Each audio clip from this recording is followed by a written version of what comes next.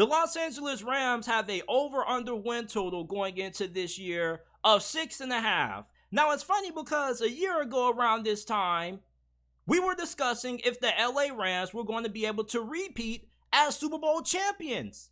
And not too long after, they end up being the biggest disappointment throughout the 2022 NFL season. I don't think anybody expected the Rams to not just miss the playoffs, but to have one of the worst records in the NFL. Now, going into 2023, most people expect the Rams to be one of the worst teams in the NFL, but is there a possibility that this team could overachieve this year? You got to remember, last year, nobody expected too much out of the Seattle Seahawks and the New York Giants. Both of those two teams were expected to have top 3, top 5 picks in this past year's NFL draft. And what did they do? They end up exceeding expectations and making it into the playoffs. Could the Rams follow a similar path? Now, it's going to be really tough for them to overachieve this year. You have a really tough schedule where you could potentially end up playing 9 teams that could be in the playoffs this season. And then you're in the same division where you have to play the Seattle Seahawks and the 49ers twice this year. Both of those two teams have some of the best rosters in the NFL. And for the LA Rams, you're going to be starting a lot of rookies potentially.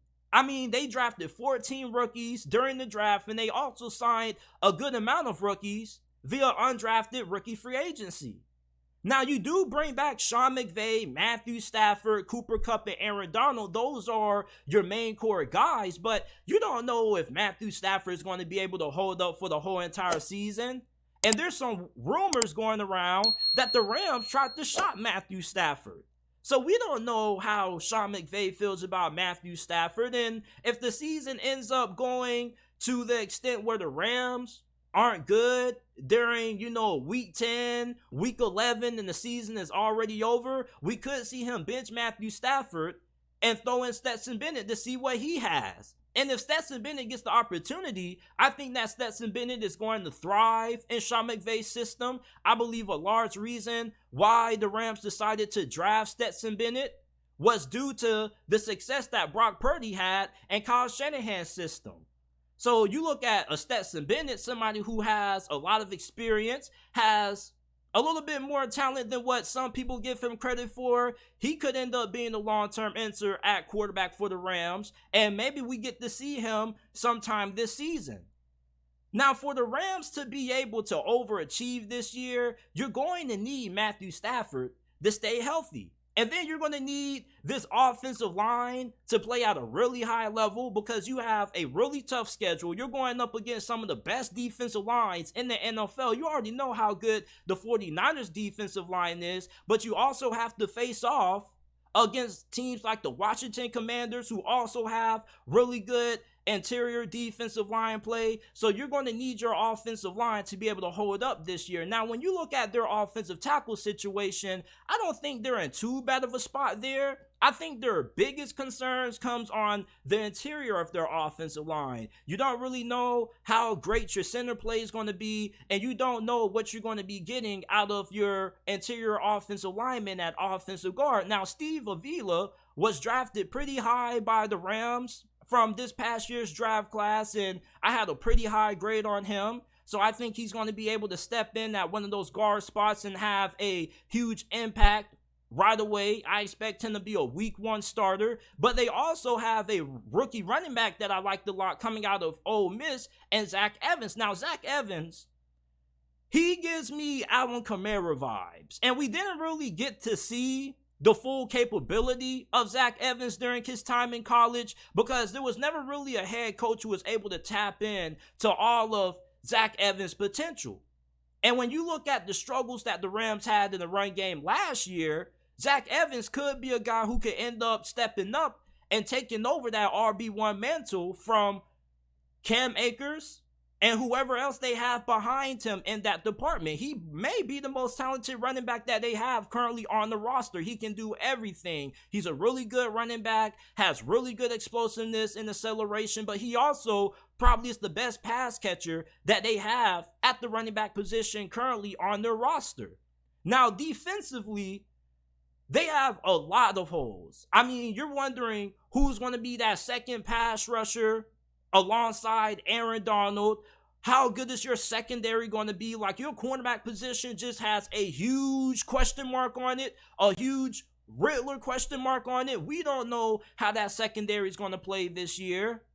So for the Rams, for them to overachieve this year, you're basically telling me that Sean McVay is going to have one of the best head coaching jobs that we've seen in a very long time. I mean, he has to coach up a team that's going to be starting multiple rookies at several key positions, and you're going to have one of the most difficult schedules in the NFL. Plus, you're playing in one of the most toughest divisions in the NFL this season, and that's even not including Arizona, because Arizona probably won't be good this year. But the Seattle Seahawks and the 49ers probably should be two of the top teams in the NFC this year. So you're going to have to win 4 tough games inside your division alone, and then you got to try to beat 9 other potential playoff caliber football teams. Like, even if Sean McVay coaches his tail off this year, the Rams at best probably only win 9 games this year.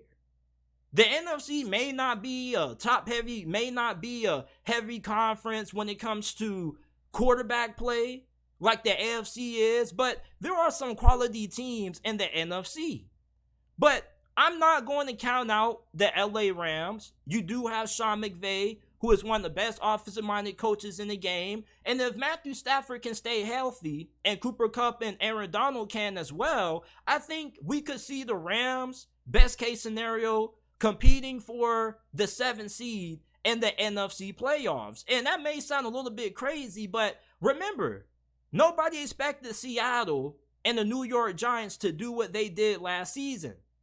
The LA Rams could very much do something similar, even though their schedule is way more difficult than what those two team schedules were last season. They're going to need some rookies to step up. Not even some rookies. They're going to need a lot of rookies to step up. But something that should give them a lot of confidence in that being able to happen is the fact that you have a lot of rookies. So, I mean, at least 5 or 6 of these guys should be serviceable starters for you, and at least maybe 3 or 2 of them could end up being elite players for you. I mean, you got so many rookies that you got from your undrafted free agency haul and via the draft that somebody got to end up being good, right? Come on now, dog. Come on, man. Somebody got to be good. Somebody got to end up stepping up and making some plays. But for the Rams to overachieve and for them to win more than 6 games, that's going to be really difficult for them.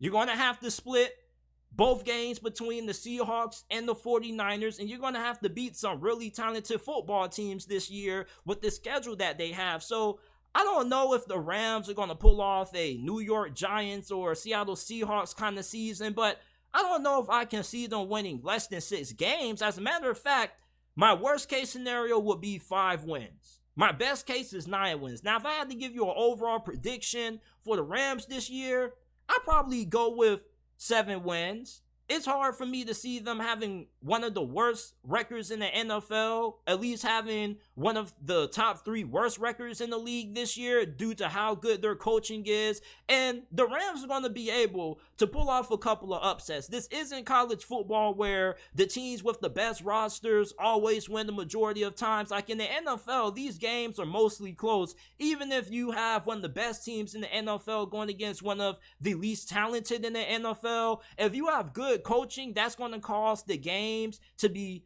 fairly close. So Sean McVay, this is probably going to be the toughest head coaching job that he's ever had during his career up to this point. With the Los Angeles Rams, you're banking on a lot of rookies stepping up. You need Matthew Stafford to stay healthy. You have a lot of concerns at a lot of different positions on both the offensive and defensive side of the football. So I don't know if I think that the Rams are going to be able to overachieve and get into the playoffs, but maybe they could end up winning one more game than what their over-under win total may suggest at 6.5. But give me your thoughts on the LA Rams going into this season, and if you think they're capable of being able to overexceed expectations.